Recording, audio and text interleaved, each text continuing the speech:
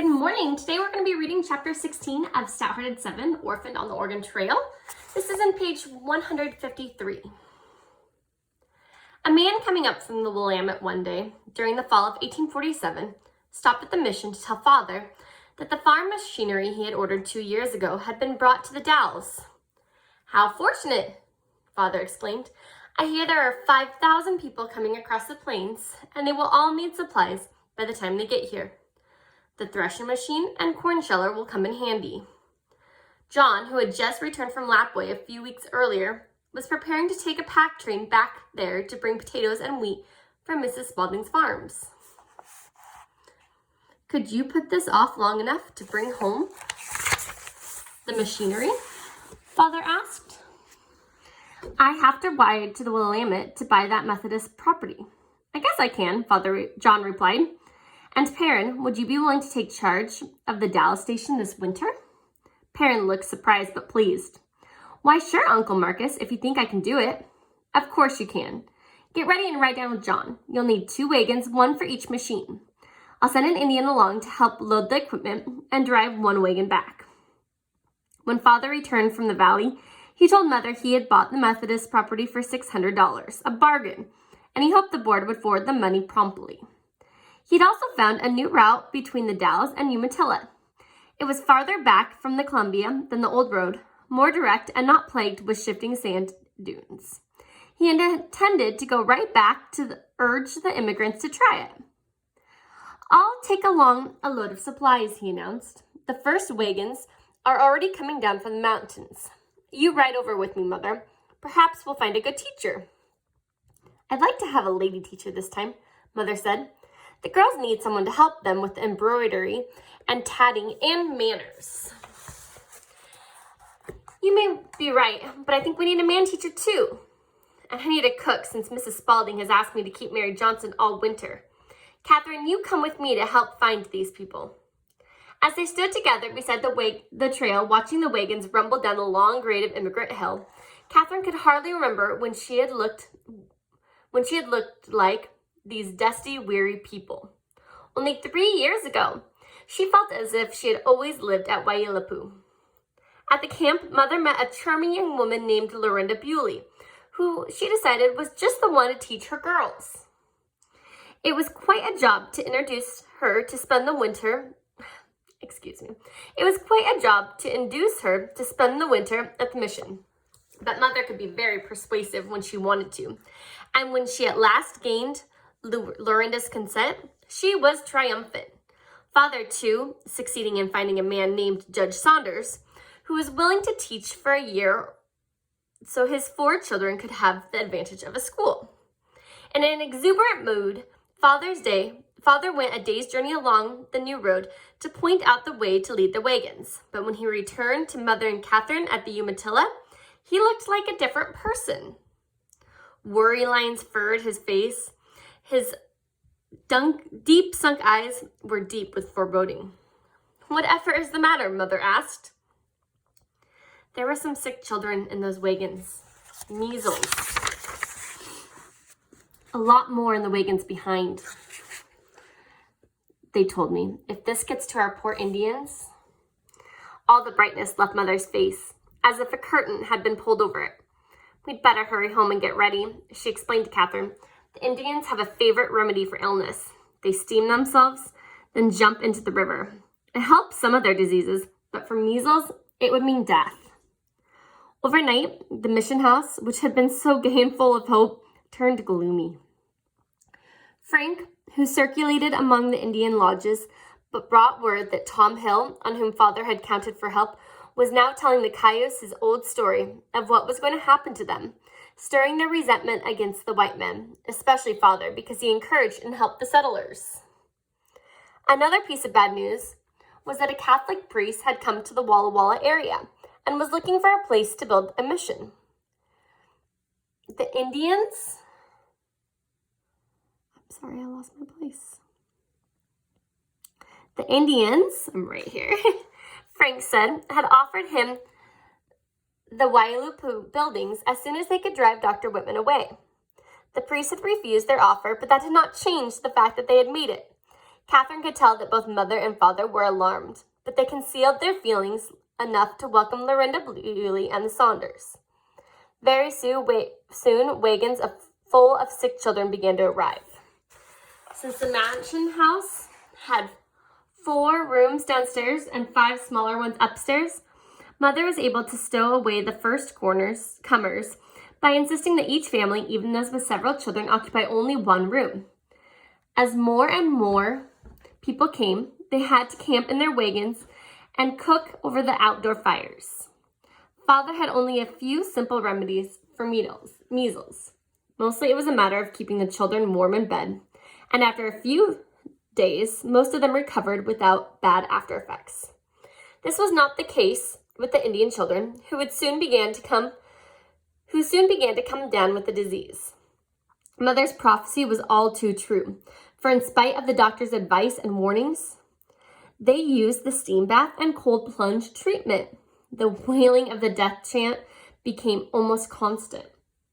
However ill-advised the Indian methods of treating measles might be, they all loved their children intensely, and as deaths mounted, their anger against the white men increased. Even the sager children, kept inside the house, became aware of it. "I'm awfully scared," Elizabeth whispered at night. "So am I," Catherine whispered. "I feel sorry for the poor Indians. Suppose it was our Louise or Henrietta that died." "Oh no, Katie, don't think such a thing." The epidemic grew worse. Chief Tiliquate, who had so far had been faithful to father, lost 3 sons in as many days, and became a broken man. He could not conceal his thirst for vengeance. As October moved into November, everyone in the mission could feel the tension in the air. Tom Hill disappeared, but his place was immediately taken by an ugly fellow named Joe Louis, who was also part Indian and bitter over the trouble of his people. He lacked Hill's pleasant manner and had been so disagreeable on the journey west that none of the immigrants would have him in their wagons. He arrived at the mission on foot, almost starved and without a shirt on his back. Although father, with his customary kindness, supplied him with clothes and food and offered him work, Joe Louis proved so useless and mean that father told him to go on to the valley.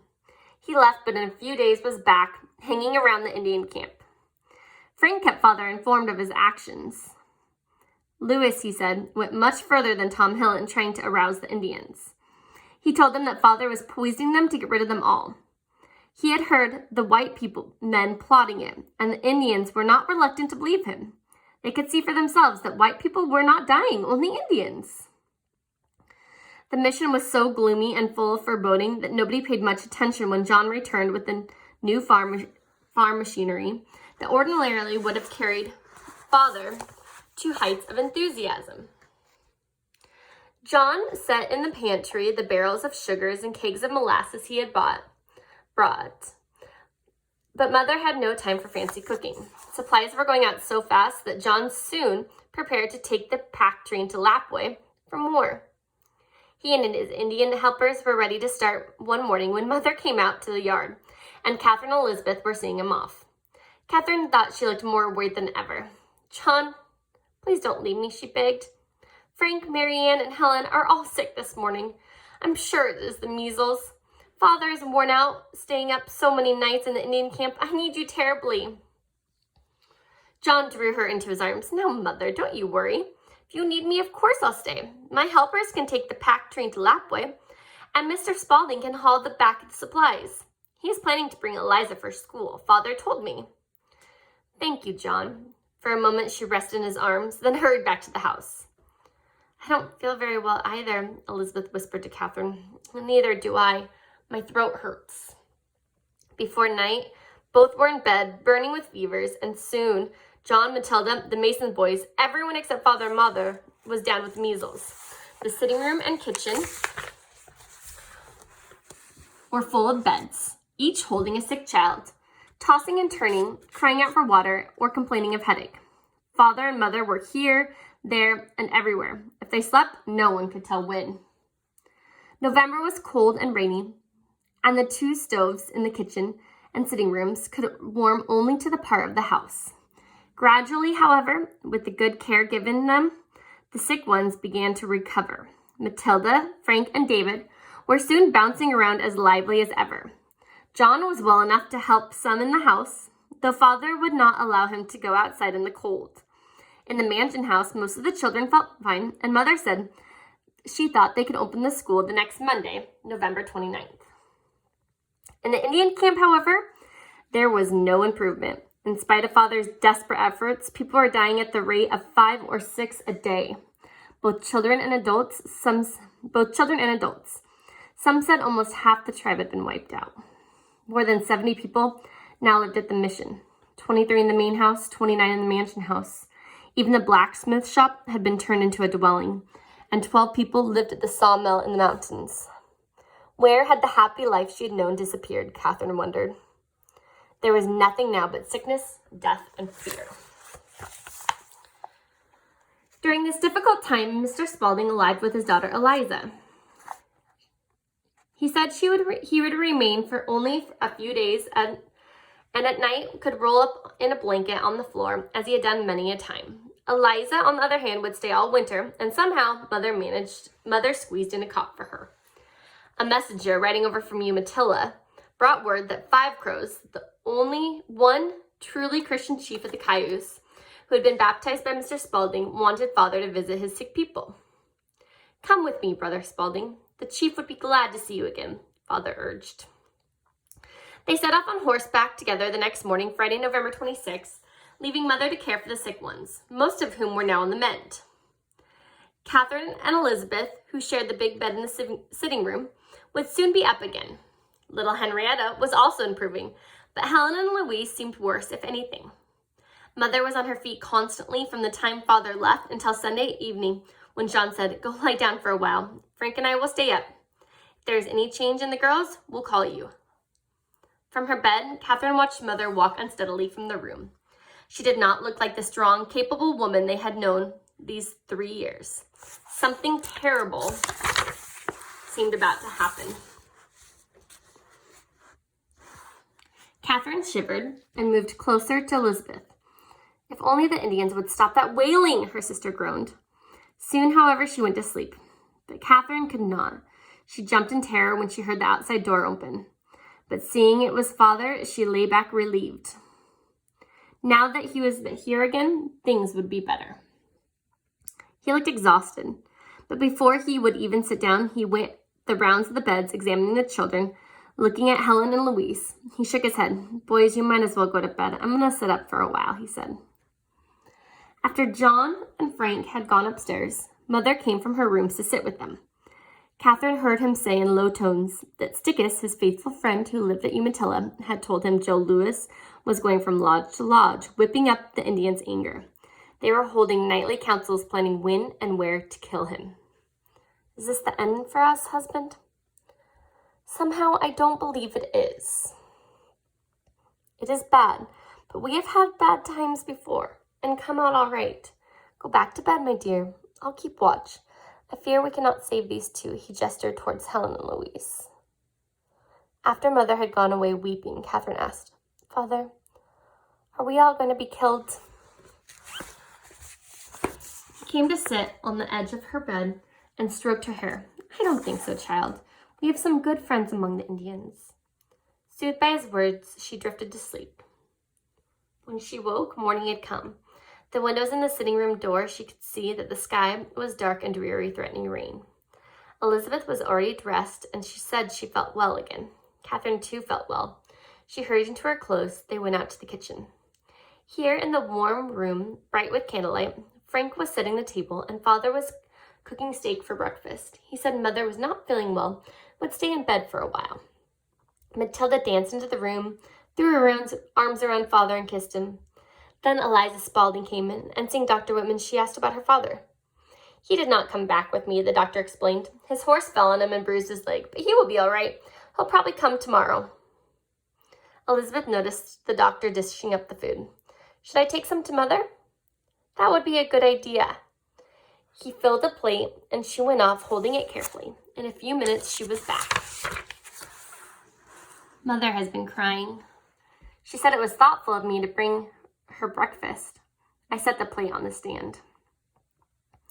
After they had finished eating, the girls began washing the dishes while Father talked with Mr. Rogers about the troubles that seemed to be hanging over the mission. I am going to do everything I can to please the Indians this winter, Father said. If things are not better by spring, I shall move my family to the Dalles. Just then, Mother came into the room looking calm again and more like herself. As always, she was neatly dressed and had pinned her lovely bright hair back tightly.